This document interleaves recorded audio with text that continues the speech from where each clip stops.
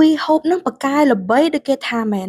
ពូកឹមស្ងួនណាក៏ថាគុំតែបានវីហូបនេះឯងប្រហែលជាគាត់ស្លាប់បាត់ហើយដោយសារតែគាត់មានបញ្ហាស្ពឹកក្តៅក្រហាយបាត់ដៃបាត់ជើងរបស់គាត់ហ្នឹងគឺខ្លាំងចាក់ញ៉ាច់ចាក់ញូតខ្លាំងនៅបាតជើងរបស់គាត់ដូចគេយកអីមកបុកអញ្ចឹងសំបីតែដើរក៏ដើរមិនកើតសំបីតែងើបហ្នឹងក៏ងើបមិនរួចដែរតើតាឲ្យកូនមកជួយគ្រាទើបងើបរួច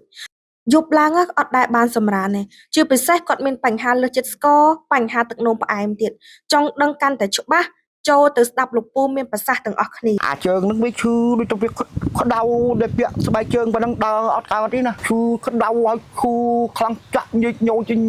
ដំបងញិចញយដល់មានចិនខ្លាំងមិនឈឺញយទេដូចណាយកដែកអីមកបុកជើងយើងចឹងមកហោះដេកចឹងហោះស្រែកហើយកូនគាត់ទៅច្បាច់ហើយគ្រាន់ច្បាច់ទៅវារៀងគ្រាន់អូនឯងដើរងើបលេងរួយអីណាពេលកូនលើគ្រីម្ខាងមួយយ៉ាងមកចឹងទៅហូបបបបានពីបាត់តែបាត់ទៅលះឈប់ចិត្តដល់ពេលឈឺពេកបាទស្លាប់ហើយទៅនៅឯវេទនាស្អីគិតខ្លីម្ដងអញជីវិតលោកកើតជីហាបញ្ចូលឡានចុយម្រាយបាទខ្ញុំបើកុំឲ្យបានវីហូបនេះងាប់បាត់ហើយអាហ្នឹងបងប្អូនគិតទៅហ្នឹងទឹកដុំផ្អែមឲ្យចេញសញ្ញាដូចក្តៅហាយបាត់ដៃបាច់ជើង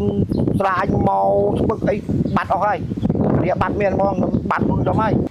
លេបតអត់ខុសទេជាបកែរបស់គេមានអាវីហូបហ្នឹងណាបាទបងប្អូនគិតទៅវាមិនថ្លៃទេតម្លៃហ្នឹងហើយបើយើងលេបមានតែជាយ៉ាងងឿប